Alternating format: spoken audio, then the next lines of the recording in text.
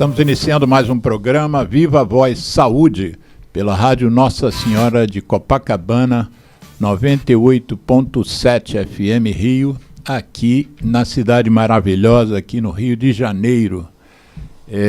Hoje é dia 29 de novembro de 2025, o mês está acabando, segunda-feira que vem já vai ser o último mês do ano. Então nós vamos encerrar o mês de novembro com um momento muito especial, uma entrevista muito especial sobre um problema não só de saúde pública geral, mas um problema de saúde mental também e um problema humanitário. Nós vamos conversar hoje sobre o Setembro Amarelo. Apesar da gente estar em novembro, o mês de setembro é mundialmente reconhecido como um mês para a gente se conscientizar e para a gente trabalhar o mais profundamente possível a questão do autoflagelo, a questão, na essência, do suicídio. Então, esse é um tema que já foi tabu, ainda não é um tema que a gente debata, que as informações circulem com a intensidade necessária para o tamanho do problema, mas cada dia que passa se torna evidente que, apesar de ser um tema duro, ele é um tema necessário. O debate sobre ele é fundamental em vários aspectos, e a gente vai tentar no programa de hoje trabalhar justamente esses aspectos que merecem ser debatidos. O nosso convidado é um psicólogo que já esteve aqui no programa anteriormente. Nós conversamos sobre a questão das telas, né? Depois, na reedição do programa, eu vou colocar um link para quem não assistiu o programa anteriormente, assista, porque ele também traz muita informação. O nosso convidado é mestre, doutor, mestre pela UFRJ e doutor pela Fundação Oswaldo Cruz. O nome dele é Jacques Bezerra, e ele é uma voz muito respeitada aqui no Rio de Janeiro, e ele é muito atuante em vários aspectos da psicologia, não apenas nesses dois temas que eu mencionei. E é um prazer para mim ter você aqui, Jacques. Eu sei que a sua agenda é muito atribulada, a gente não consegue agendar um programa com você com facilidade, mas eu tenho a graça de ter conseguido esse encontro nosso aqui, porque esse tema realmente me é muito caro, né? Eu sou médico, sou ativista da saúde há muitos anos, tenho vários focos de atenção dentro do ativismo sanitário e ambiental também, e o suicídio, para além de uma questão de saúde pública, para mim, pessoalmente, é algo que me toca, porque eu vivi uma situação dessa há mais de 40 anos, e nunca mais aquilo saiu da minha cabeça. Outro dia eu estava vendo um programa de rádio, a Rádio CBN, inclusive, em que o debate, o tema que a jornalista estava levando com a outra pessoa, era sobre culpa, remorso e arrependimento. Foi muito interessante, foi um debate de mais de meia hora, e aspectos de um não são semelhantes aos aspectos do outro, né? Culpa é uma coisa, remorso é outra e arrependimento é outra. Eu até, mesmo ouvindo o programa e mesmo tendo refletido sobre isso há 40 anos, não cheguei à conclusão de que é que eu realmente sinto com aquele suicídio que eu vivi de frente. E rapidamente, antes de você se apresentar e antes da gente começar o programa, eu quero mencionar que ontem houve uma iniciativa na Assembleia Legislativa aqui do Rio de Janeiro, do Estado do Rio de Janeiro, uma iniciativa de um deputado, que é o Daniel Librelon, que é da Frente Parlamentar da Humanização em Serviços, mas o tema que ele levou para o evento ontem no plenário da Assembleia Legislativa, da ALERJ, foi justamente essa questão de automutilação, de depressão e de suicídio propriamente dito. O nosso convidado foi um dos palestrantes. Então, houve uma outra amiga minha que também foi palestrante, a Sabrina Presma, e eu conheci uma série de outras pessoas que eu não conhecia, fiquei conhecendo, e inclusive 2 dessas pessoas eu já convidei para participar de um programa aqui. Uma delas é uma médica pediatra e ebiatra, Cecília Retumba, e ela já concordou, deve vir aqui no mês que vem, para a gente falar sobre adolescência, que é uma faixa etária que está muito hoje em dia envolvida, né, atingida por essa questão da depressão, da automutilação e do próprio suicídio. Uma outra pessoa que eu já convidei também, que esteve lá ontem, que teve fala, foi o Douglas, que eu não peguei o sobrenome, de uma organização muito interessante chamada HELP. Na edição do programa, na reedição, eu vou colocar o endereço eletrônico esse site, Instagram, Facebook da HELP, e é um grupo, me pareceu, de predominância de jovens que viveram situações que fizeram eles vivenciarem essa questão da depressão, da automutilação. Uma das depoentes, inclusive, mencionou 53 tentativas de suicídio, né? Enfim, e esses jovens puseram a mão na massa e estão fazendo um trabalho, me parece, e aí nós vamos desdobrar isso aqui quando eles vierem, me parece bastante rico e fundamental, né? Sobretudo vindo de jovens que, ao se empoderarem daquele tema, vão falar com outros jovens, né? Vão ter uma chance de que às vezes nós mais velhos não temos. Mas antes da gente entrar no tema, eu queria que você falasse um pouco de você, Jacques Bezerra. Assim, você já mencionou no programa anterior, que eu sempre faço essa pergunta, né? O que te move, né? O que te motiva a fazer, ter escolhido o que você escolheu e a continuar nessa batida?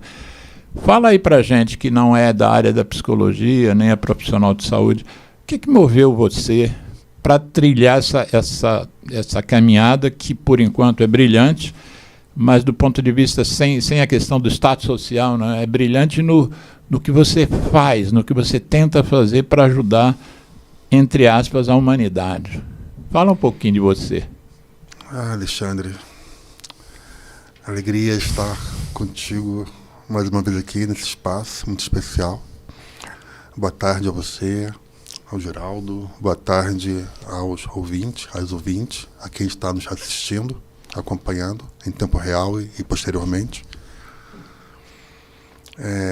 Como você bem disse, nós ontem nos emocionamos, nós ontem ficamos mais sensibilizados, mais humanizados, na verdade, né? Uhum. E eu sei que a emoção ainda está muito forte em você, está te preenchendo muito ainda. Que assim seja. Eu creio que é isso que me move, é essa questão da humanidade, da humanização, da compaixão. Sou psicólogo, né? E acompanho, assisto, apoio os seres humanos, pessoas que estão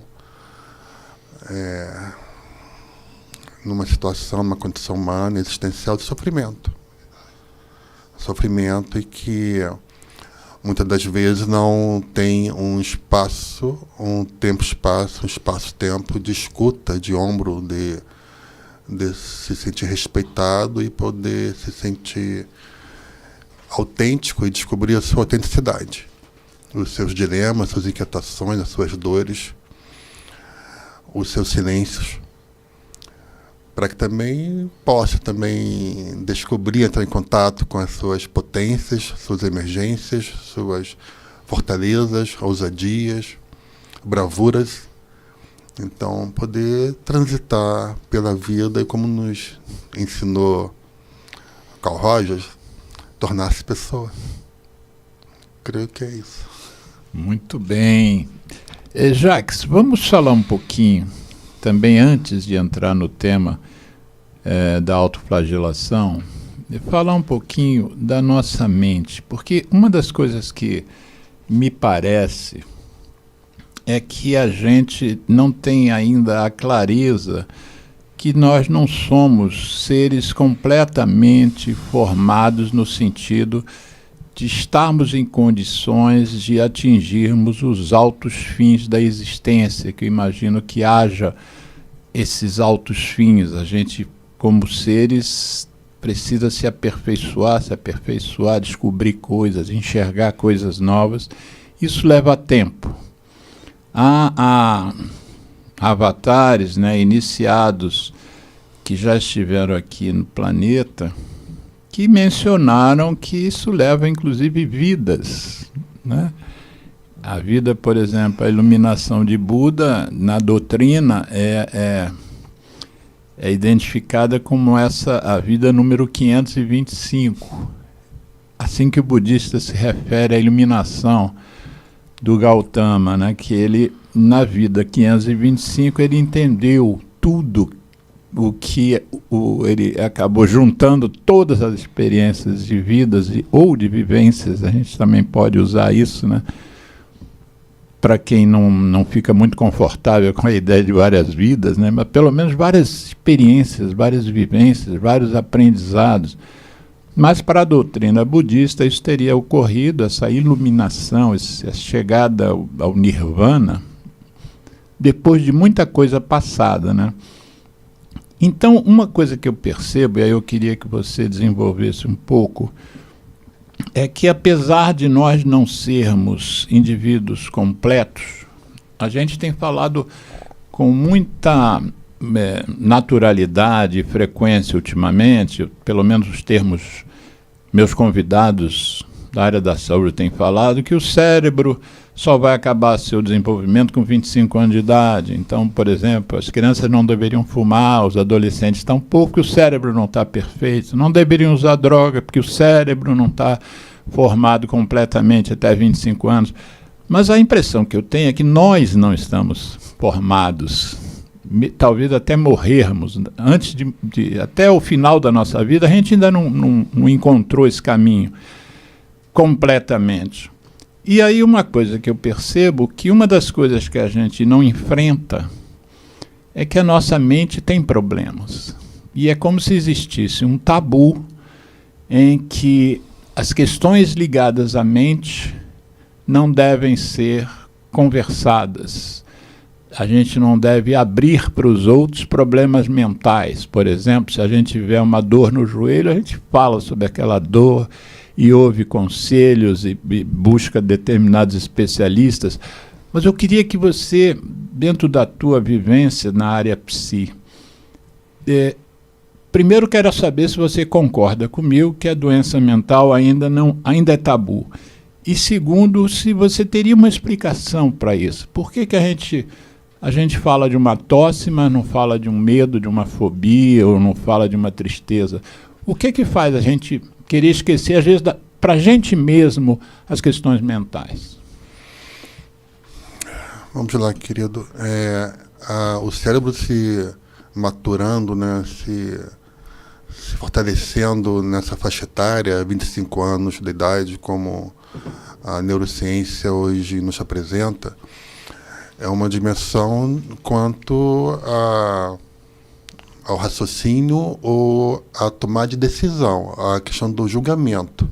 Julgamento, basicamente, assim, de ação e consequência, né? Você ter uma visão de uma cadeia de consequências a partir de uma ação nossa, comportamental, produzida, e ter essa visão de protetiva, assim, né, de que consequências, danos ou não danos, vão decorrer, né, a partir disso. É uma dimensão cognitiva, é uma dimensão racional, é uma dimensão cerebral.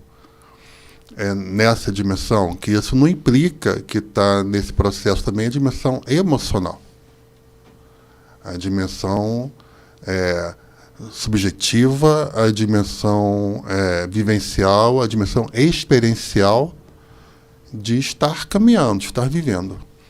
Então, assim, com essa faixa etária, com esse ciclo evolutivo, vou ter uma maturação cerebral, no SNC, né, no nervoso central, que vai me dar mais capacidade de vislumbrar consequências em cadeia dos meus atos. Isso é uma dimensão. Mas nós não somos somente isso, de forma alguma. Nós somos isso também. Mas o grande desafio humano, né, da integração entre razão, emoção e ação. Essa congruência, né, essa integração. Então, tem essa camada, tem essa questão particular.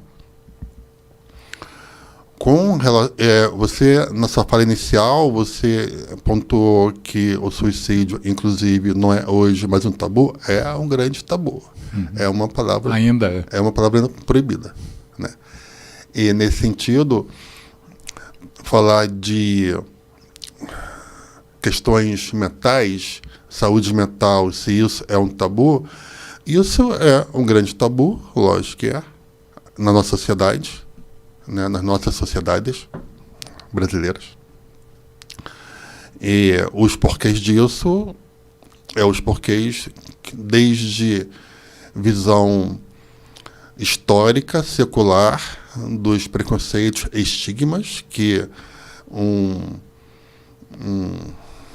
louco, né, um destemperado, né, a gente sabia na história da psiquiatria, né, da saúde mental,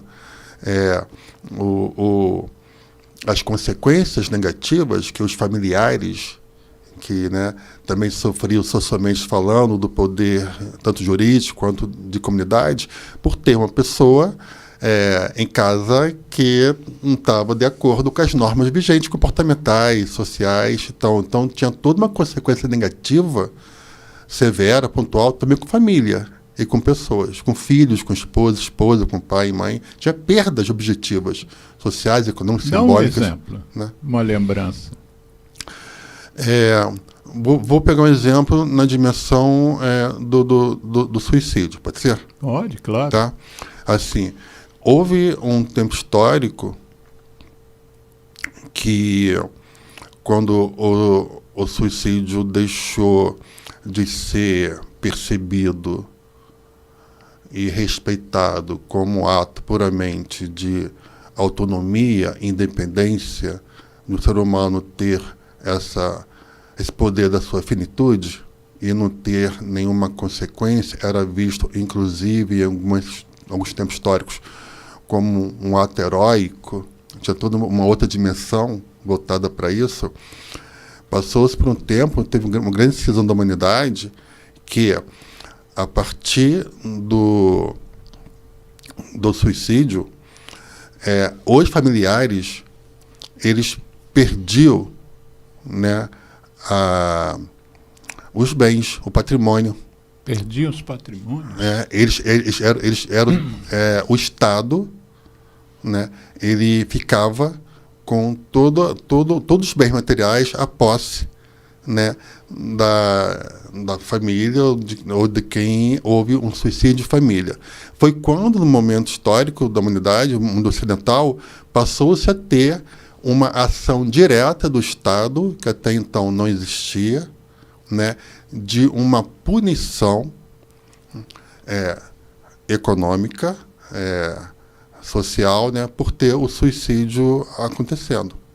Então, a partir do momento que o Estado, né, interviu dessa forma, passou a ter uma mudança de entendimento e de aceitação social. Então, teve um tempo na nossa humanidade, né, que isso aconteceu. Então, assim, há muito estigma, há muito preconceito, há muito julgamento externo acerca do que acontece. Não quero adiantar essa parte, que vai vir mais à frente. Mas, resgatando a dimensão do porquê é difícil nós falarmos das nossas condições humanas de ter algum transtorno mental, alguma doença mental, ou ter algum suicídio, ou ter alguma questão, porque isso inquieta, isso incomoda. Isso cria desconforto e nós sabemos lidar com temas com a finitude humana, essa nossa existência, que toda nossa caminhada vai chegar a um fim inevitável. Se isso por si só já é algo muito inquietante, muito desconfortante, nós sabemos lidar com isso, que nos traz emoções que nós não sabemos nem identificar, nem lidar, nem conduzir. Sobretudo em nossa cultura ocidental. Né? Evidentemente. E ainda mais quando há uma questão de um repositório médico, né, assim, de um transtorno, de uma doença mental. Então, isso traz ainda na nossa sociedade uma vergonha familiar, uma vergonha interna, é desconcertante para nossas famílias, né, nós compartilharmos socialmente que temos uma pessoa que está em depressão profunda ou que teve uma tentativa de suicídio ou que chegou a esse fim, por diversas questões, tanto intrafamiliar, tanto dificuldade, vamos desdobrar, né, dificuldades, limitações humanas de lidar com isso internamente, quanto uma proteção com o que pode vir de fora do ambiente, do entorno, para essa pessoa. Então, e uma coisa interessante, a gente fez um programa na semana passada que se referiu ao Dia Mundial do Diabetes, que foi no dia 14 desse mês de novembro, mas o nosso convidado estava super atribulado em torno do Dia Mundial, então o nosso programa foi dia 22, certo. Sábado passado. E o programa foi sobre diabetes.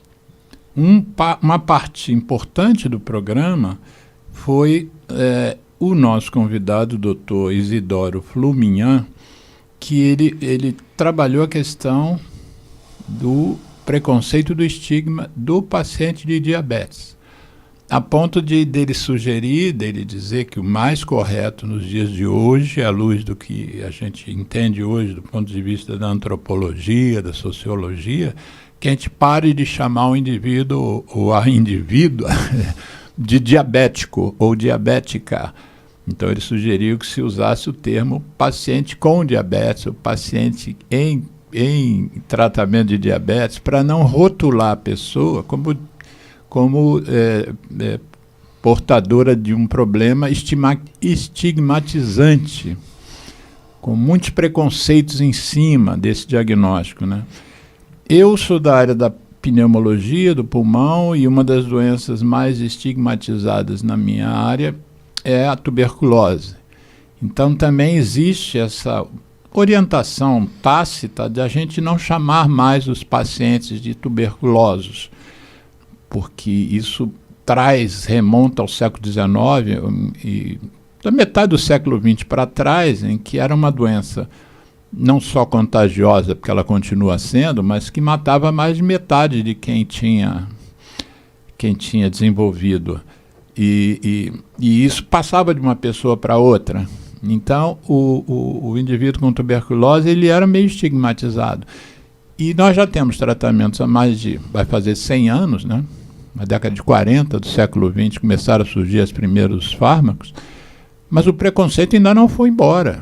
Eu acompanho pacientes com diabetes no município de Duque de Caxias, em 2 unidades, mas eu trabalho com tuberculose desde a década de 80, lá no Hospital de Curicica, que era um hospital especializado. Trabalhei lá 36 anos pelo Ministério da Saúde.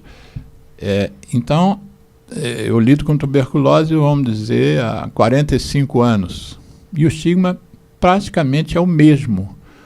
Com todas as evidências que é uma doença tratável e curável e que, enfim, você hoje, inclusive, pode tratar um contato para o contato não adquirir a doença do seu parente, do seu indivíduo próximo, né? Então, todas as áreas da medicina você tem preconceitos. Mas tudo isso fica claro que o preconceito só atrapalha. O estigma só atrapalha, inclusive na questão do acesso. Então, eu queria que você desdobrasse um pouco essa ideia que se você tem um preconceito contra você mesmo, contra o seu próprio desequilíbrio mental, psíquico, isso não pode retardar você de buscar uma ajuda, de você falar, poxa, será que eu preciso conviver com isso? Será que eu não podia ter uma ajuda para melhorar isso? O próprio autopreconceito não pode dificultar o acesso e daí o tratamento e a evolução. Dificulta o acesso, sim, mas isso não é uma dimensão primeira ou primária, né? O porquê que há esse preconceito. Nós sabemos que até bem pouco tempo atrás, as pessoas com um sofrimento psíquico, né, intenso, elas estavam aprisionadas, né, em condições muito desumanas, muito insalubres, inclusive em prisões, né? Nós sabemos que a exclusão, né, da pessoa com sofrimento psíquico intenso, crônico, e a questões em paralelo, era um desterro, né? Era muito pouco tempo na nossa memória histórica do nosso mundo ocidental. Isso permanece até hoje. A questão da pessoa ter uma dificuldade, eu lhe digo que é uma questão de aceitação, né? Aceitação. Mas a aceitação vem por dimensão emocional, Alexandre, não cognitiva, não racional. Tá. Então, assim, toda a prevenção, inclusive, né, a prevenção no sentido de promoção da saúde, nesse sentido, não se pautar somente em fator de risco, que pouco nos dá instrumentos de ação.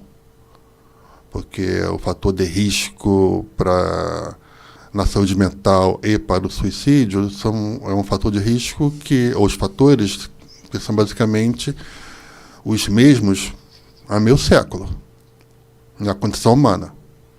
Mais recentemente, mundo contemporâneo nosso aqui, dois outros fatores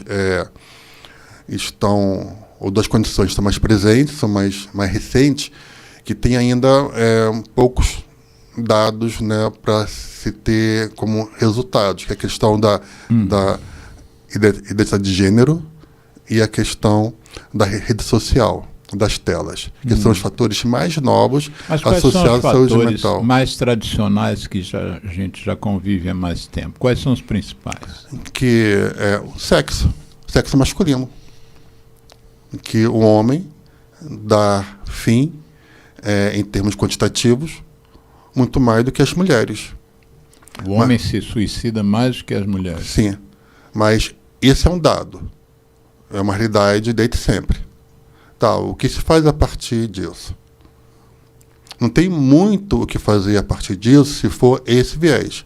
Mas pode-se compreender esse mesmo dado com uma outra leitura que abre para nós janelas de oportunidade. Ou seja, eu posso dizer que as mulheres se suicidam menos do que os homens. Então, o que é que leva as mulheres a ter essa realidade estatística? Porque as mulheres, elas têm redes protetivas cotidianas muito mais ativas, muito mais fortes, muito mais possíveis que o homem pode não ter. Então, a mulher, né, historicamente, numa visão clássica, né, e social, ela tem mais imersão, mais pertencimento, mais inclusão, mais apoio, mais escuta, mais abertura de afetividade que o homem não tem, ou não se permite, ou a ele é negado, como construção da sua masculinidade, inclusive. Uhum. Então, qual é a leitura que chega ao mesmo ponto, mas com outro caminhamento? Ou seja, como desenvolver uma questão de prevenção a saúde sendo promovida, como desenvolver condições ambientais, sociais, humanas, relacionais, que conduzam o homem, né, a se sentir mais acolhido, mais protegido, mais irmanado. Ou tendo menos problema em se mostrar frágil, né? Porque é Com uma certeza. coisa que o homem tem dificuldade. Foi o que eu falei. Outro fator clássico é a faixa etária. A faixa etária nos diz que homem, pessoas idosas, né, dão fim à vida em termos taxa percentual maior, entendeu, que os jovens. Então, por que os jovens, né, têm uma taxa menor? Porque os jovens estão mais inseridos socialmente, estão mais em grupo, estão mais em rede, estão mais com relações mais presenciais, saudáveis, Tem instigantes. menos solidão, basicamente. Menos solidão. Então, o idoso está mais sozinho, solitário, desamparado, né, esquecido. Então, numa questão de uma inversão de uma ação de prevenção ao suicídio, né, nesse ciclo de vida vital, como reconstruir essa realidade socioeconômica, sociocultural, da solidão na terceira, quarta idade. Uma coisa curiosa que você está trazendo é uma associação, óbvio, que nós estamos falando de uma multiplicidade de fatores de desenvolvimento de tendências de ideação suicida, né? A solidão seria uma. Mas uma coisa interessante é que a gente fazendo um paralelo, eu tenho estudado muito a questão da longevidade. Inclusive o nosso programa próximo aqui vai ser com uma cardiologista, que nós vamos falar sobre um tema que é menopausa e o risco cardiológico. Mas a presença dela aqui na bancada primeira foi sobre longevidade, o tema do programa.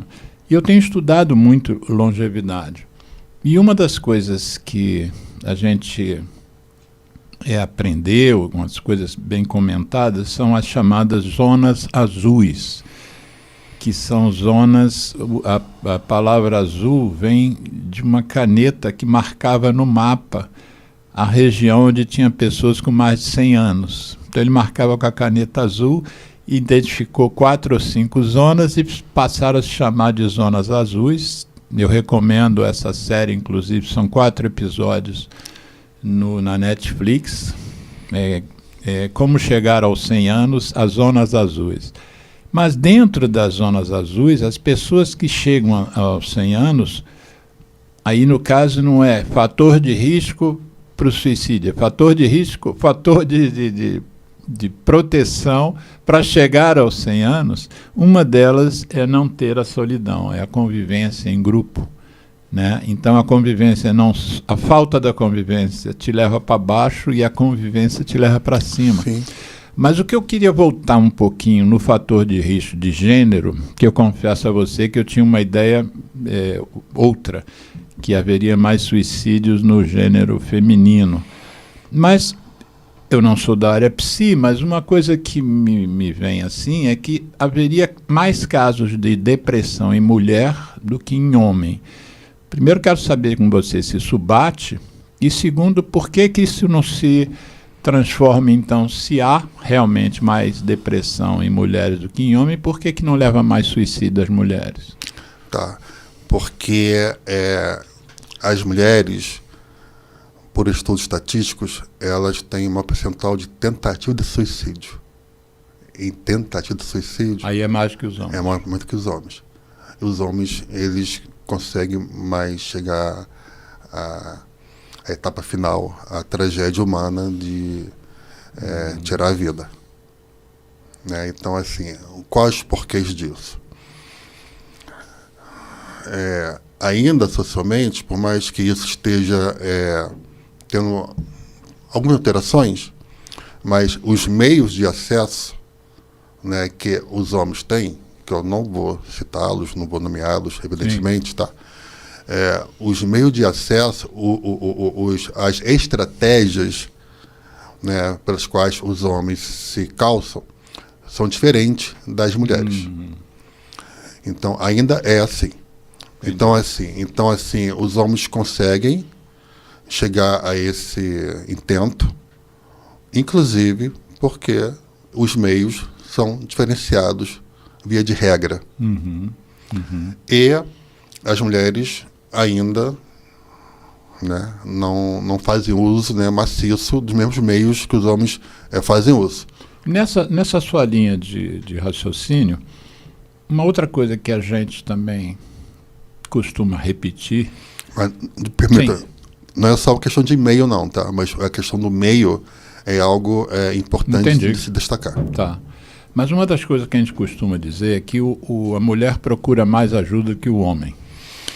E isso a gente, por exemplo, a gente pode fazer um paralelo entre o câncer de colo de útero e o câncer de próstata. O mesmo câncer de mama, há uma busca pela prevenção e pelo diagnóstico precoce nas mulheres muito mais do que nos homens. Atribui-se a um preconceito masculino para ser examinado, para ter sua próstata examinada, mas eu acho que é mais do que isso, né? Eu acho que há uma dificuldade do homem, talvez inclua aí a questão da fragilidade, de procurar ajuda para a sua saúde como um todo. Aí eu te pergunto, isso seria também... a gente poderia dizer isso também sobre a saúde mental? Quer dizer, um consultório de um psicanalista clínico, por exemplo, ele é mais procurado por mulheres do que por homens. Será que os quadros de depressão que poderiam levar o homem a querer dar fim à sua vida, as mulheres tentam resolver mais aquela depressão do que os homens? Existe essa diferença ao seu ver e ao seu viver também? Tem diferença porque a construção das masculinidades na nossa sociedade, o nosso Brasil, é algo que conduz, que leva a isso. Porque toda a dimensão do autocuidado e do entrar em contato consigo mesmo não é coisa de homem. Caramba. Não é. Não o é. Não é coisa de macho. Não é. Então, na verdade, toda a prevenção, e que foi um pouco, né, que eu busquei ontem explicitar, ela parte de uma saúde integral, saúde mental e com a dimensão com automutilação e suicídio. Parte de um processo de alfabetização emocional dentro de casa e nas escolas. Quer dizer, a alfabetização aí não é aprender a ler. Emocional. Ou ler a emoção. Ler-se a si mesma, a si mesma. Ou seja, a questão essencial, a mais importante, a primeira, são aquelas duas indagações, né, que eu ontem, até após o evento na LERJ, né, no ambiente do fim da tarde com pacientes, dependentes químicos e ou comportamentais, numa roda, né, de pacientes, 8 a 10 pacientes, né, eu trouxe a elas, essas duas indagações que têm a ver conosco aqui. O que você está sentindo? O que você, Alexandre, neste exato momento, está sentindo? A partir de então, quando você conseguir identificar, conseguir falar, explicitar do seu modo, com a tua linguagem, com a tua possibilidade, o que eu posso fazer por você para te apoiar neste momento. Essa alfabetização emocional, você ter a possibilidade de ter um ambiente socioemocional de acolhimento, respeito, segurança, de você criar o seu repertório emocional, se identificar, é fundamental. Essa é a promoção da saúde, inclusive na ponta extrema com relação ao suicídio. Porque o ambiente, a educação emocional dentro de casa, para meninos e meninas, ainda é diferenciada. O garoto, Não pode sentir, não pode chorar, não pode sentir dor, engole a seco. Seja homem. A menina, ela é abraçada, carinhada, pode chorar, tem cafuné, tem colo. Ou seja, a construção toda nossa emocional de nós, homens, é algo impeditivo, é fraqueza. É fraqueza.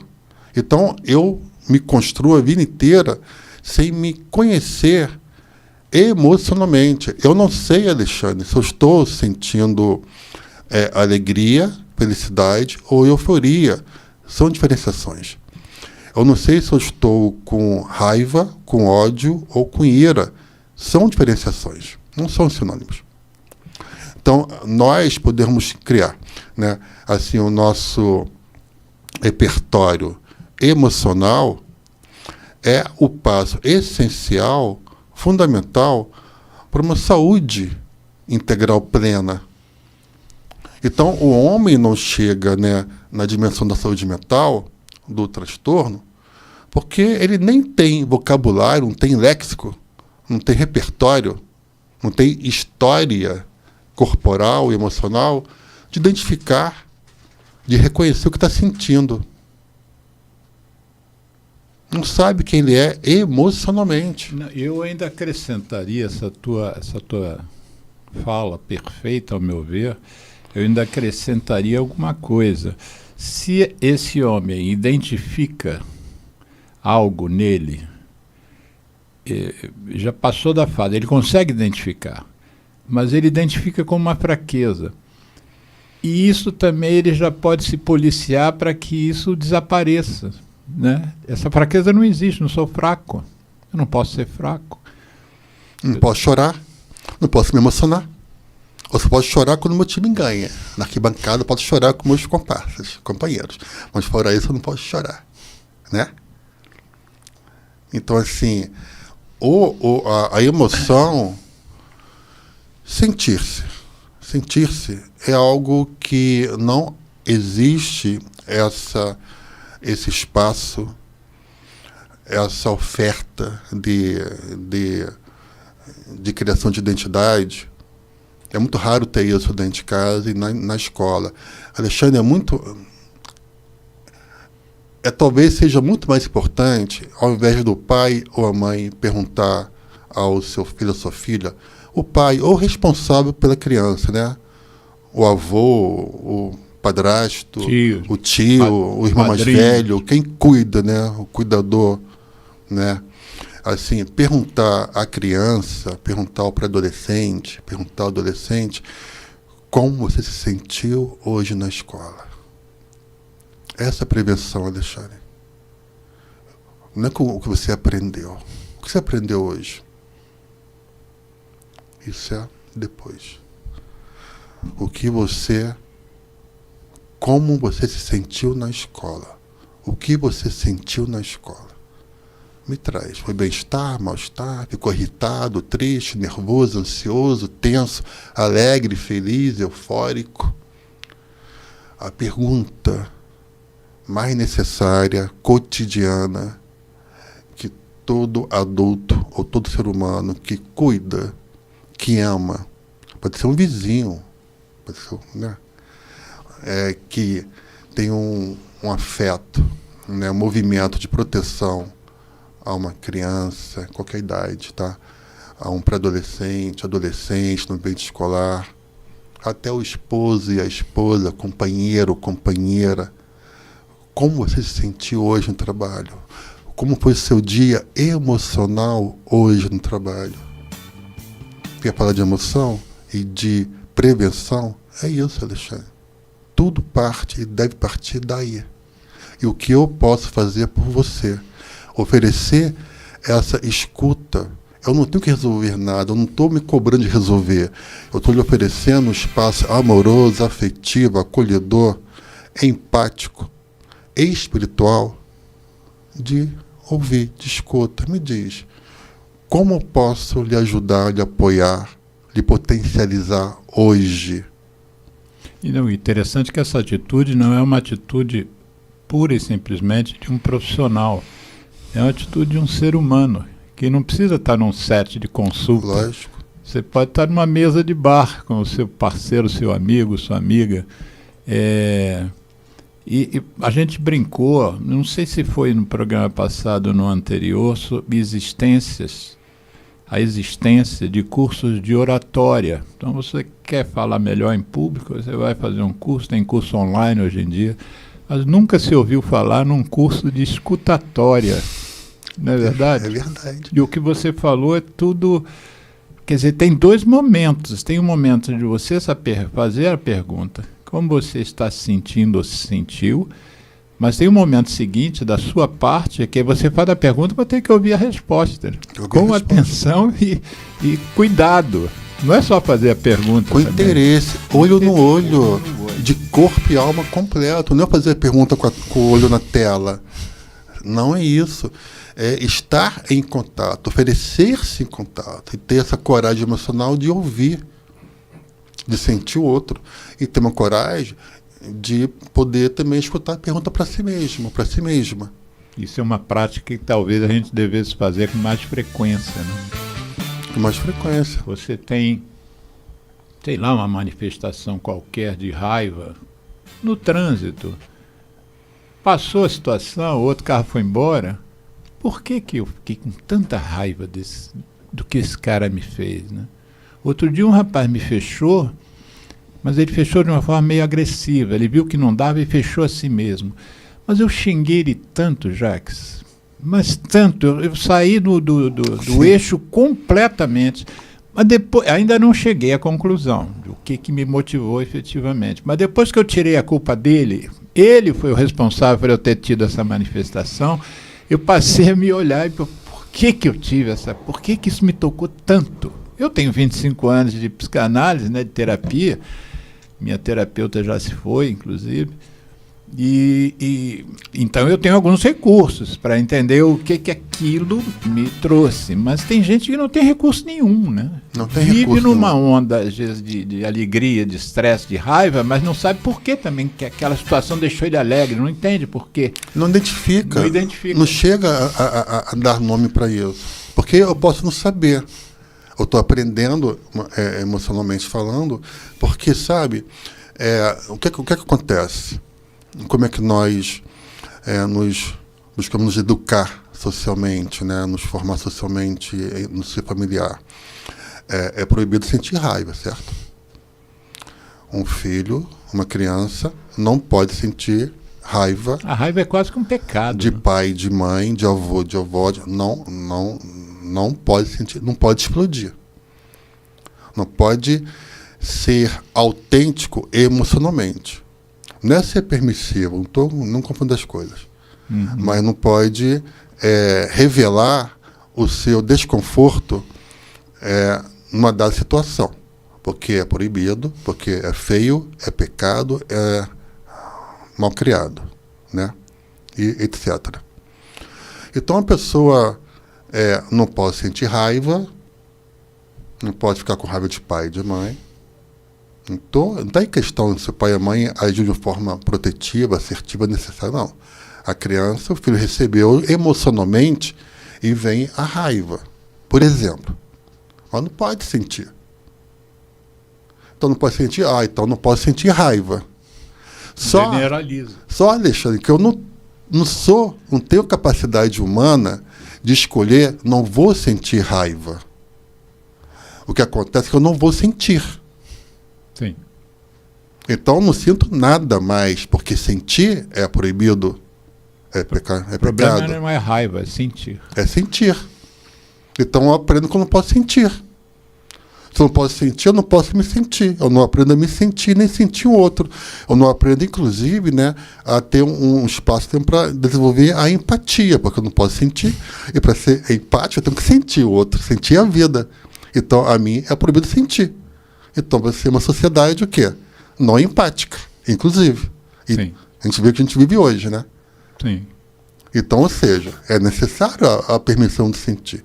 Porque se você teve um comportamento, uma ação muito intensa dessa raiva, mas você expressou essa raiva, como você pode aprender a conduzir, a lidar, a vivenciar essa raiva, acolhendo a raiva, por exemplo. A raiva existiu. Mas de uma forma diferenciada. Uhum. Você aprende a se conduzir com essa emoção pouco melhor, mais protetiva. Melhor, mais protetiva. Sim. Mas para isso tem que sentir. Sim.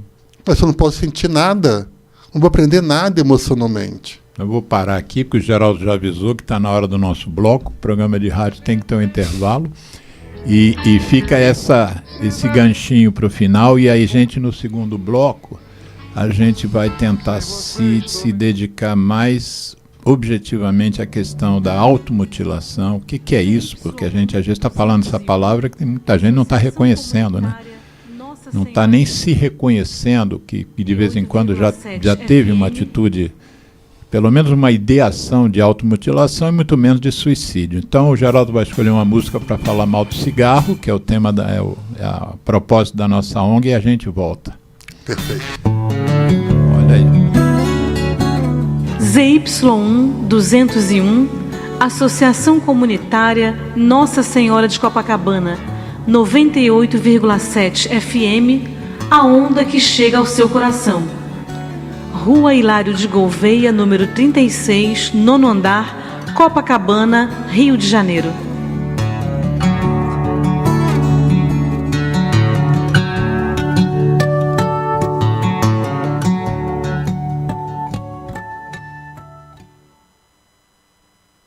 Eu me chamo Tony Garrido, junto de Vange Souza, a gente convida a dizer não ao cigarro, não ao tabaco.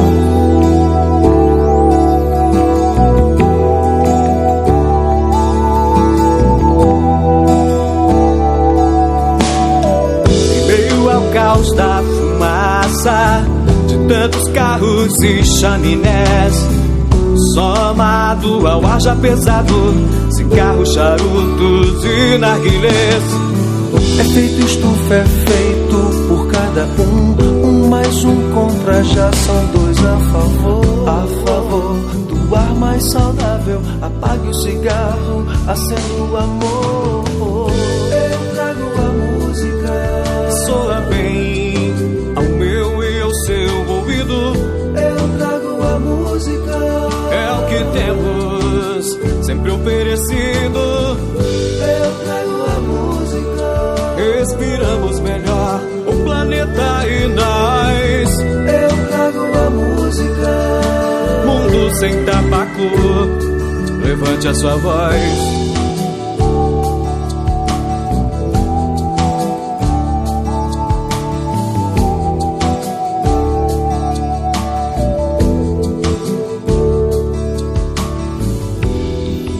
Eu trago a música, soa bem ao meu e ao seu ouvido.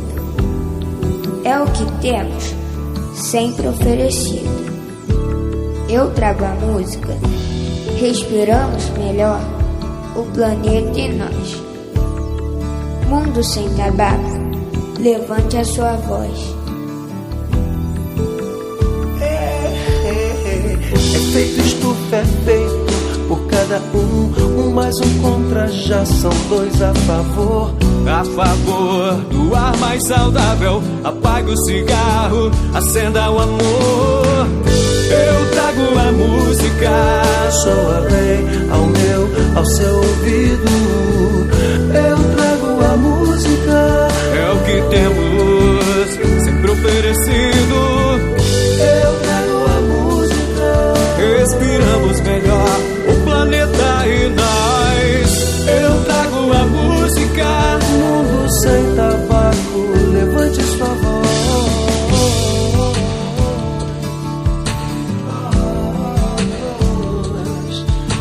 Levante a sua voz, levante a sua voz.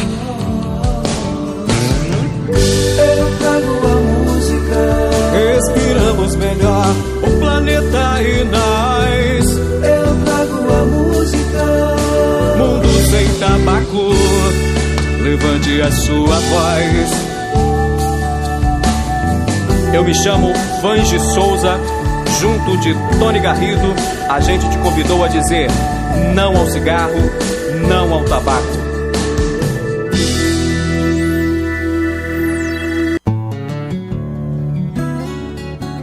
ZY1 201, Associação Comunitária Nossa Senhora de Copacabana, 98,7 FM, a onda que chega ao seu coração. Rua Hilário de Gouveia, número 36, nono andar, Copacabana, Rio de Janeiro. Estamos reiniciando o programa Viva a Voz Saúde deste, como de hábito, né, deste sábado, 29 de novembro de 2025, hoje com uma super conversa aqui com um amigo querido e um profissional de altíssima qualidade na área da saúde mental, psicólogo, professor, enfim, Jacques Bezerra. Nós hoje estamos falando sobre um tema, ao mesmo tempo, super importante de saúde pública, mas um tema também duro, que fala sobre a fragilidade humana em seus aspectos mais fundamental, que é, às vezes, um desfecho negativo, que é o indivíduo achar que tirar a própria vida pode ser a solução para tudo que ele está sofrendo, e o que a gente sabe que isso não é uma solução, né? Não deveria ser a solução a ser buscada. E eu tive preparando aqui durante a semana, fazendo uma certa preparação para o programa, e eu me baseio muito nos dados da Organização Mundial de Saúde, que costumam ser dados assim trabalhados por muitas mãos, né? Que não é um indivíduo que pega um dado e escreve um paper. É uma coleta de informações que envolve todos os ministérios da saúde e muitas organizações da sociedade civil do planeta inteiro. Então, a Organização Mundial de Saúde tem um capítulo, né, das suas atividades, que é a investigação de por que as pessoas morrem. Então, eles têm vários gráficos mostrando as causas de mortes da humanidade, que hoje está em torno de 54 milhões de mortes por ano. Dessas 54 milhões de mortes por ano, atribui-se às mortes por injúrias e violência 8% mais ou menos disso. Então, o somatório atual, o dado mais recente, é que 4,4 milhões de pessoas morrem por ano por situações de violência. Vocês veem por que eu me dedico tanto ao estudo do tabagismo e ao enfrentamento da indústria da nicotina, que sozinha, as coisas que o tabaco produz, mata quase o dobro desse quantitativo aí de mortes por violência. Mas vamos nos focar na questão da morte por trauma e violência. 4,4 milhões de pessoas por ano deixam o mundo por essa situação. E essa situação é multifatorial.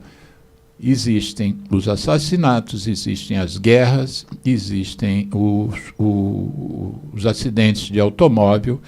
Uma coisa que tem uma mortalidade incrível que a gente não percebe, são as quedas da própria altura, mergulhos mal planejados, que o sujeito traumatiza o crânio em penhascos. Existem uma série de coisas que a gente chama de violento. E uma delas é justamente o suicídio. Então, dos 4,4 milhões de mortes violentas que ocorrem anualmente no planeta, o suicídio é responsável por mais de 700 mil casos anualmente. Está em torno, me parece, 730 mil. Né? Então, nós não estamos falando de algo que ocorre só na casa do vizinho, nós estamos falando de algo que movimenta o planeta inteiro. O planeta inteiro demonstra estar em sofrimento, uma vez que esse percentual tão grande, que é mais de 10%, mais de 2% das mortes que ocorrem no planeta ocorrem por o indivíduo identificar que matar-se é a melhor solução para o seu sofrimento. Então, não é um tema qualquer que nós estamos trabalhando aqui, mas a gente pode partir desse dado estarrecedor, né? Uma espécie animal que identifica impor seu próprio fim como a saída. Sim.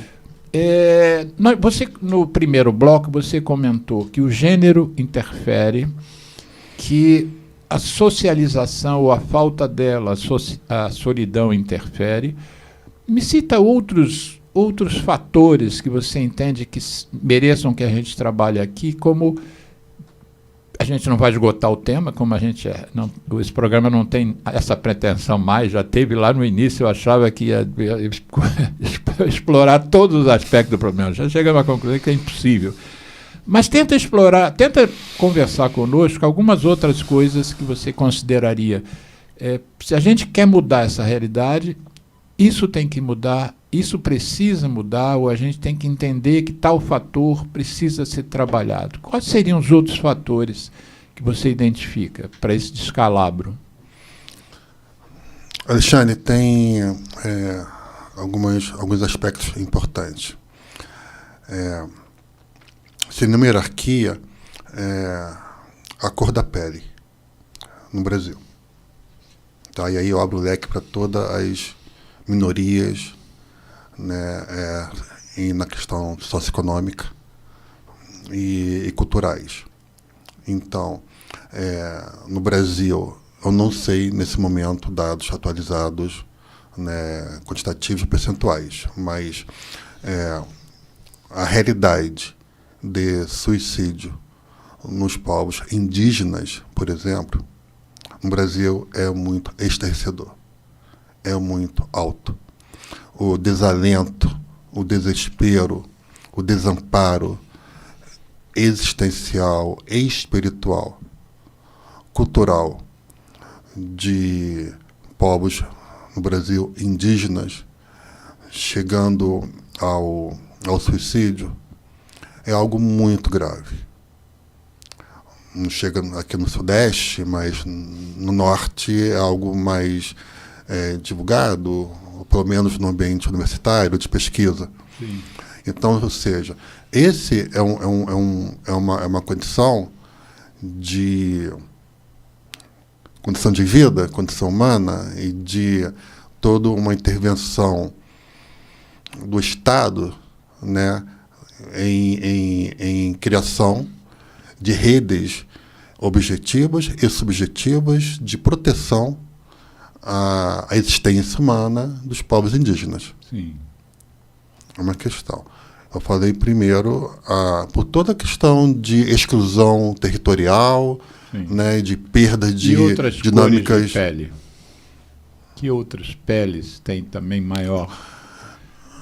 Pessoas pretas, pessoas negras no Brasil, porque aí eu estou trazendo uma dimensão que nem tudo do suicídio, como o suicídio é uma questão multifatorial e muito complexa, evidentemente, não é somente uma dimensão de saúde mental, uma dimensão individual, ou seja, a pessoa ela depressão, nas diversas possibilidades, né, e tipos e intensidades, ansiedade, bipolar, esquizofrênico, tem toda uma condição de saúde mental que propicia essa, digamos, maior impulsividade ou falta de controle, né, que leva, de fato, né, deixa mais suscetível, né, deixa, o risco, digamos, é maior nesse quadro, mas, além disso, tem questões estruturais da sociedade.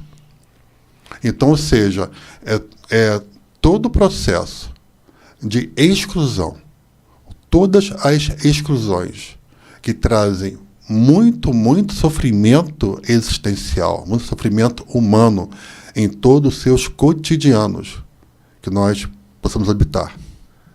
Então, pessoas pretas, pessoas de matrizes religiosas diferenciadas, em especial as matrizes africanas, por exemplo, no Brasil atual. Uma questão de empobrecimento, ou seja, condições severas de vida. né, todo o ideal de conquista de uma inserção social sendo impeditiva, ou impedida, ou negada, de forma explícita ou não. Uma dimensão de a comunidade, ou as comunidades LGBTQIAPN+. Todos esses grupos, né, essas realidades existenciais, por si só, já deixa uma situação muito vulnerável e mais frágil na condição humana, cotidiana. Então, não se pode pensar num desenlace do suicídio sem levar em conta essas outras camadas de realidade Sim. do nosso país. Porque é muito diferente, e é diferente, você ter uma cor de pele X, um grau de instrução X, uma inserção no mercado de trabalho X, e morar numa periferia X, do que você ter tudo isso ao contrário, entendeu? Não que haja sofrimento, lógico que há, mas você percebe, você compreende, e também os nossos queridos ouvintes que estão assistindo, que as condições da vida cotidianas são fatores que ou deixam de ser protetivos ou que potencializam o risco de vida existencial, deixa a pessoa mais desarmada, mais fragilizada, menos empoderada, menos encorpada, de poder lidar com os desafios e as dores cotidianas. Ou então, menos dispostas a valorizarem a vida propriamente dita, né? Se você já está numa situação que você considera tão irremediavelmente ferrada, por que vale a pena você querer manter sua vida viva? Tem duas situações assim que não batem exatamente com o que você está dizendo, mas acrescenta a ideia de que é uma multifatorialidade, né? E na minha área de tabaco existe umas evidências de que os plantadores de tabaco, membros de famílias de agricultura familiar, se suicidam mais do que plantadores de outros produtos, atribuindo-se parte disso à baixa remuneração da indústria, que a indústria dá a esses plantadores, o que faz com que eles economicamente se encaixem nessas situações da dificuldade de vida. Sim. Então, se você colocar no Google suicídio e plantador de fumo, você vai ver uma série de trabalhos que têm sido feitos. Uma outra informação que também eu tenho recente é de que muitos hotéis de Las Vegas, em muitos hotéis de Las Vegas, onde as pessoas jogam, as janelas não abrem. Ou seja, o sujeito perde ali uma fortuna que, às vezes, quando ele voltar de Las Vegas, ele não tem como explicar à família que perdeu a casa que eles moram. Então, isso seria um motivo para ele achar que precisa terminar a vida. E agora, eu sabendo dessas informações, eu tenho estudado um pouco isso por causa das dependências Sim. químicas, eu vejo agora o risco dessas bets, né? Sim. A gente já tem evidências de pessoas que estão se endividando muito além das suas condições financeiras, e muitas pessoas sendo internadas, inclusive, para tentarem controlar esse processo de jogo em bet, né? Sim. Mas vamos falar um pouquinho... Eu tenho uma pergunta, doutor. Posso te perguntar? Fala, Geraldo. Pode. Então, doutor Jacques, já existe alguma coisa assim, a relação depressão e suicídio? Já existe um número, alguma coisa assim? Existe uma vasta literatura científica de saúde explicitando, né, a associação com a depressão e o suicídio. Sim, e é grande essa porcentagem? É considerável. Um cuidado maior clínico nos processos de assistência voltada para quadros depressivos é o risco do suicídio. tanto a psicologia como a psiquiatria, a ciência social em particular, tem todo um trabalho muito ativo, né, com relação à depressão. A depressão é um fator, é um componente substancial, né, para o risco do suicídio, e há todo um protocolo clínico, até hospitalar, até levando à internação, se for necessário, né, para evitar essa situação limite, que seja consumado. Por todo o quadro que a depressão nos traz, né, de desesperança. Parece que a pessoa perde o sentido desalento. de vida, né? Não, mas há um esvaziamento. A pessoa, né, um esvaziamento existencial, né? O sentido do eu fica muito fragilizado, muito dilacerado, e a pessoa não, como toda situação limite, não vê uma outra saída, uma outra alternativa, porque a dor é muito intensa, e o quadro depressivo é um quadro, tende a ser de médio e longo prazo, até numa linha temporal, né, sustentar todo um processo de depressão é algo delicado. E aí você me traz algo muito importante, agradeço, né, a indagação da pessoa, porque a diferença é a rede protetiva. A rede protetiva é o que faz a diferença. A pessoa sentindo que existe uma rede protetiva social, sanguínea ou não, que existe famílias espirituais, né, que existe amigos, que existe pessoas.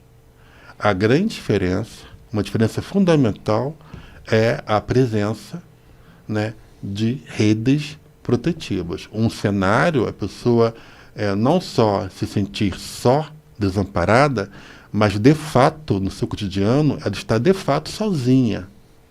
Não tem vínculo mais socioemocional.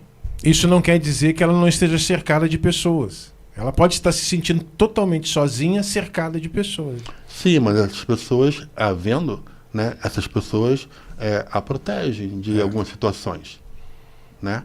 Nem que seja para perturbar, para levar raiva, mas está existindo uma conexão.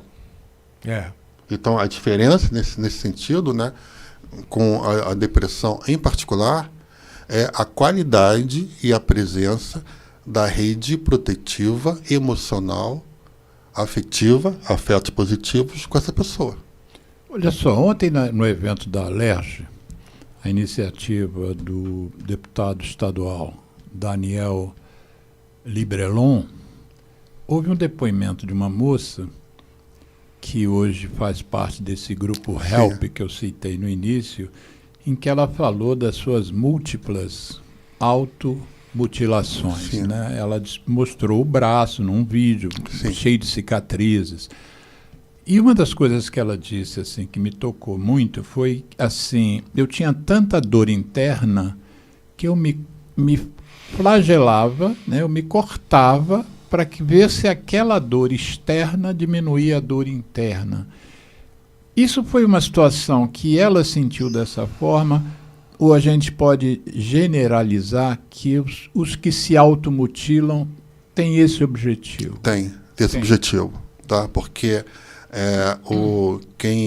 ela inclusive trouxe na sua fala complementar que essa dor, por um dado momento, desaparecia de fato. Né? No início. No início aparecia, mesmo que depois ela disse que retornava. Porque a pessoa que vivencia isso, que pratica isso, ela busca anestesiar essa dor dilacerante, persistente, existencial e sofrimento, mas não busca se matar. Ela não busca se suicidar. Ela não tem essa intenção. A intenção dela não é que a vida perdeu o sentido ou que ela está vivenciando toda a É que a crise dor é muito suicida. grande. É que a dor que ela, de fato, sente é insustentável, é dilacerante, e não há canais de partilha. Ela se vê numa situação de não enxergar ou de não existir canais de escuta, de acolhimento, de fala, de protetivo. Então, isso é a situação ontem retratada e outras é essa dimensão, sim. Então, assim, é uma forma que a pessoa, o ser humano, aprendeu de autorregular a dimensão emocional. É uma autorregulagem emocional que é buscada e chega a essa forma, né, de lidar com isso. E o que é que pode levar isso? E foi algo assim, né? E é necessário falar aqui do bullying e do cyberbullying. É fundamental isso.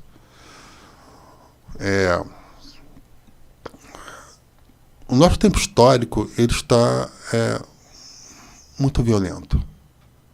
Uma potência de violência cotidiana, uma cultura de violência, de crueldade, de não empatia, de desrespeito, né? É muito intensa e muito mais facilmente disseminada através dos processos eletrônicos, digitais, das telas que hoje todos têm ou têm acesso, né? Então, assim, um tempo histórico do meu ensino médio, ou do meu antigo ginásio científico, por assim dizer, eu não vivenciei na minha história de vida bullying, eu sendo vítima ou vendo alguém sendo vitimizado. Eu não tenho essa memória. Então, eu não sei se é porque eu sou mais velho que você ou porque nós estivemos em estabelecimentos de ensino diferentes. Porque eu vivenciei muito o bullying na minha infância e juventude. Mesmo? Sim, as meninas com sobrepeso eram chamadas de rolhas de poço. Não, isso... Sim. As meninas muito magras eram comparadas a Olivia Palito, que é a namorada sim. do Popeye. Não, havia isso, mas... Quem usava óculos era quatro olhos. Sim, mas tinha uma mudança qualitativa. Sim. A qualidade doía, era... Viu? Lógico que doía, mas a intenção do ferir, sim. entendeu? Não era tão intensa como... Possível. Isso aí pode estar havendo uma diferença. Sim, né? Vide aquele filme Adolescência, sim. que fez um sucesso extraordinário nesse início de ano, né? Perfeitamente, mas, ou seja, quando havia o bullying ele sendo praticado, não era um conflito. É muito importante distinguir conflito e bullying. Vamos dizer, né, no nosso ginásio científico, né, os vascaínos, flamenguistas, né, aquela fase, né, então tinha aqueles embates, né, pós-jogo, segunda-feira terrível, segunda-feira, né, tinha aquelas questões. Podia ter conflitos são entraves pontuais, temporários, que se dissipam e não voltam a acontecer. Uhum. Ou que se renovam, mudam. Porque a gente se acostuma, né? A gozação na segunda-feira, a gente se acostumava. A gente, quando eu perdi o jogo no domingo, já ia, amanhã eu vou sofrer. Vai ser terrível. E vice-versa. E amanhã vai ser terrível. Vai fazer a parte. Mas o bullying era uma violência psicológica, emocional e ou física, sistemática, cotidiana, persistente. Né? Não acaba. Só que, enquanto não havia o acesso, a potência do acesso hoje das redes digitais e dos smartphones, dos iPhones, quando não existia isso, o bullying ainda era muito circunscrito sim. à turma, ao micro-universo. Né? Isso mudou drasticamente e nocivamente. Então, ou seja, tudo transborda além muros da sala de aula. Então, quando existe um bullying, é um bullying que é noticiado, divulgado na escola inteira. Uhum. Em toda a pessoa, ela fica frágil, não tem terreno seguro. Ela fica exposta, fragilizada, em angústia em qualquer canto escolar. Em todos os níveis, em todos os turnos. É uma acontecimento social, uma notícia. Ou Mais seja, um motivo para voltar ao que você disse no primeiro bloco, que os pais deveriam perguntar aos seus filhos ao chegarem da escola, não é o que aprendeu, é como você está se sentindo. Isso. Fundamentalmente isso. Então, Alexandre, e quando não existe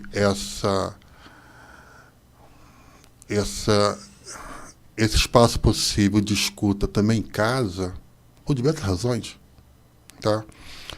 Esse jovem particular, sem rede protetiva, sem vínculo protetivo, sem vivenciar o pertencimento e a inclusão, que acontece com todas as minorias excluídas, que não vivenciam em plenitude, né, o pertencimento e a inclusão aos bens sociais, são impedidos, né, são afastados, calados.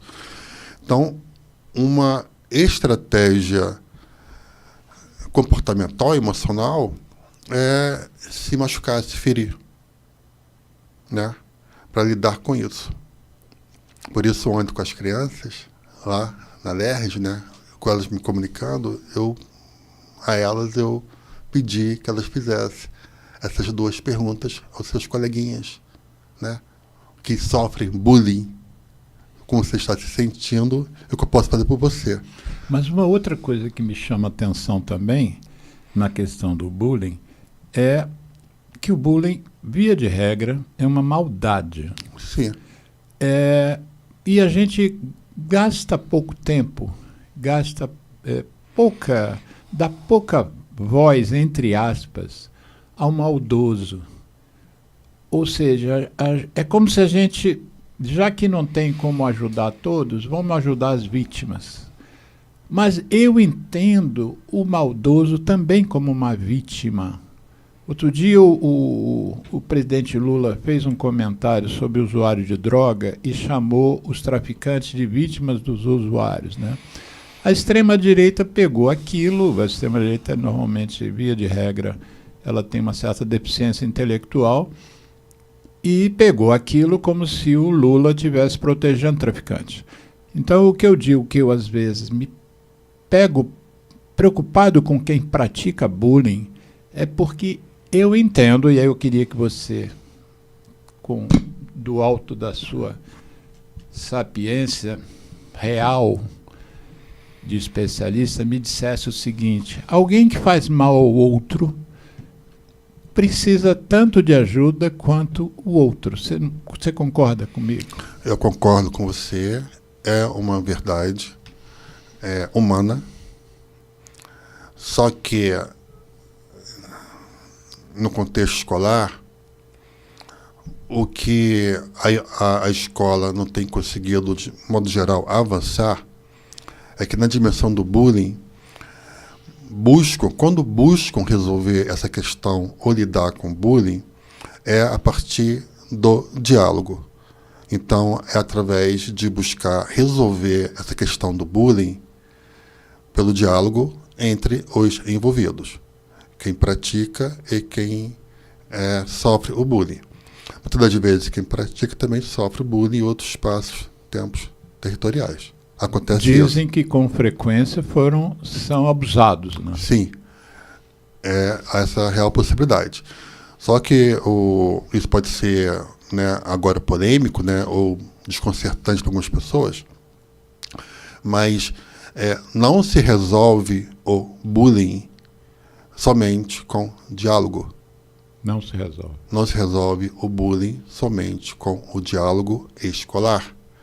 O diálogo é necessário, é fundante, é imprescindível, mas na dimensão, porque o diálogo ele é um instrumento pedagógico, formativo, fundamental na dimensão dos conflitos, das diferenças, dos embates, dos dilemas. O diálogo, o processo dialógico, essas rodas de conversa e todas as outras formas possíveis, tem uma efetividade maior e por si só basta. No bullying tem que ir além do diálogo, é preciso que haja uma intervenção direta. Quem pratica bullying precisa perder, vivenciar uma perda objetiva na escola. Porque é uma dimensão muito além do conflito, Alexandre. É uma dimensão comportamental, é uma dimensão de valores humanos, de existência humana, várias questões, mas não é somente passível de resolução pelo diálogo somente. Diálogo, acolhimento, empatia, compaixão, mas você vai sofrer uma perda que você, quem pratica bullying, vivencie como perda. Não é uma perda que eu acho que é uma perda, mas algo que para você é importante, um bem simbólico, um bem cotidiano, um bem escolar, que ele vivencie como uma perda. Você, na sua clínica, você já atendeu um praticante de bullying?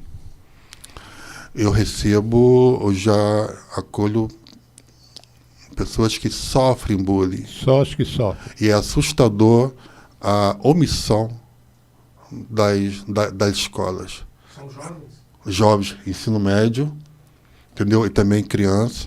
E são bullies e assédios variados. Assédios sexuais, inclusive, entendeu?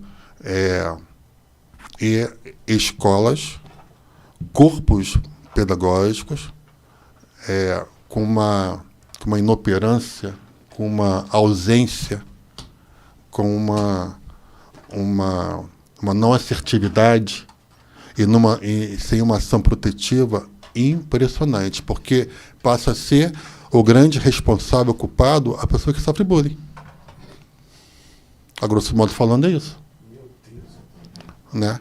Então tem essa lacuna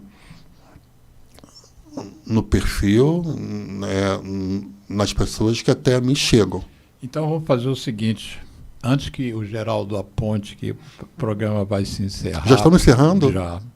Não, tem mais 3, 4 questões, 5 fundamentais. Eu acho que a gente vai fazer um segundo programa, que nós temos que referenciar o nosso ouvinte Eduardo Lopes, que disse, muito boa live, e aí ele fala assim, aqui Imperatriz, Maranhão, quer dizer, Imperatriz é uma cidade do Maranhão muito conhecida, e esse estado que eu acho uma beleza, Eduardo, eu adoro o seu estado, e eu estive lá dando um treinamento anos atrás, logo depois que Matusalém esteve lá, eu tive também. Eu queria que você, se alguém quiser conversar com você, se aconselhar, te convidar para a palestra, te levar para uma escola, qual o contato que você daria? Pode me encontrar no Insta, né? Jacques.bezerra, né? @Jacques, JACKS.bezerra. Pode ser por e-mail. Instagram, gente. Instagram. BRZ. Jacques.bezerra. Depois, na reedição do vídeo, eu vou botar isso na tela. E-mail pode ser? Pode ser e-mail, pode ser o que você quiser. E-mail. E-mail é meu nome, junto, Jacques Bezerra. Jacques com S no final, Bezerra. @gmail.com.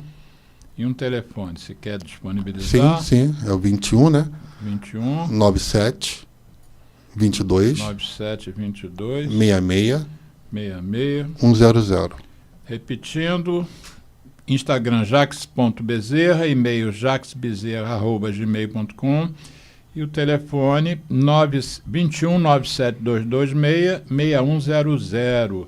Quantos minutos ele tem? Nós temos, Geraldo? Quantos minutos? Isso. 5.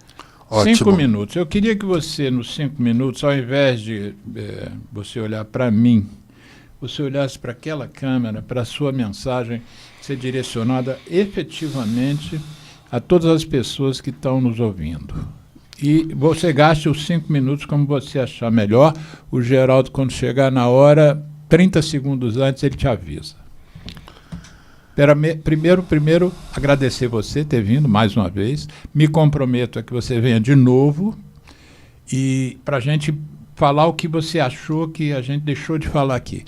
E agradeço ao Geraldo e peço aos ouvintes que compartilhem esse programa e a edição que eu vou fazer, que eu publico amanhã. Então não posso olhar para lá. Pode olhar para lá, mas vai falar no microfone. Você que está em sofrimento muito profundo, que vivencia dores emocionais dilacerantes, que se sente desamparado, se sente solitário, se sente esquecido, se sente sem apoio. Confie, não desista. Fale com alguém.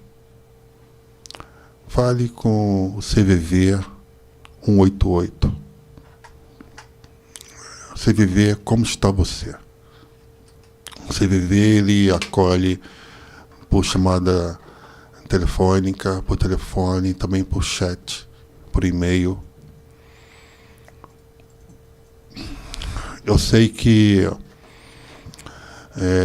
o mundo pode estar insustentável, pode estar muito cinza, muito sombrio, mas você tem uma dimensão espiritual imensa, absurda. Você tem valores, você tem afetos, você tem sensibilidade, você tem amorosidade. Você é muito importante. Você é muito importante. Alguém ama muito você. Você faz muita diferença na vida de alguém. Faz mesmo. Você não tem que provar nada para ninguém. Não tem que vestir nenhuma máscara. Não tem que atender nenhuma agenda que não seja sua. Você tem um direito a ser autêntico.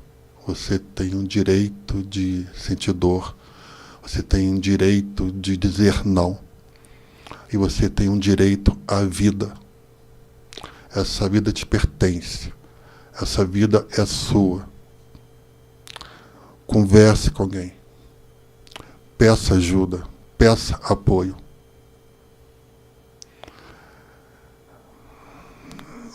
É um ato de fé. É que eu digo, né, muitas das vezes, porque é o que eu sinto. É um ato de fé de que logo mais vai ser melhor.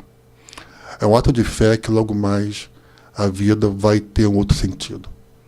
É um ato de fé que logo mais eu vou estar de mãos dadas com alguém. É um ato de fé que eu posso continuar nessa existência. É um ato de fé que eu tenho forças para resistir. É um ato de fé que eu posso insistir em estar aqui. Eu tenho aqui um porquê. Eu tenho aqui um propósito. Eu estou aqui nessa vida para fazer a diferença para mim existencial e para quem eu amo e para quem me ama. Sinta por mim e pela humanidade acolhido, acolhida. Tenha um grande respeito, um grande carinho, um grande afeto por você. Algo em você é tão poderoso, há uma luz em você. Há uma luz em você que está dizendo que você é muito especial. Ninguém sente o que você sente, ninguém vive o que você vive.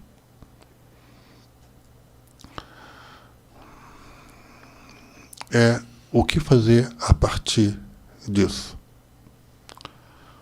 A partir disso, você tem total condição existencial, humana, de renascer em vida. Se dê um dia a mais. Se dê uma noite a mais. Se dê um turno a mais. Você pode renascer em vida. Essa luz que te protege dentro de você vai expandir. E uma luz externa, uma essência externa, uma dimensão espiritual, a sua dimensão espiritual própria, íntima, intrínseca, que só você se conecta e sente com ela. Ela te protege, te fortalece, te ama, te acarinha. Dê uma chance a mais para você.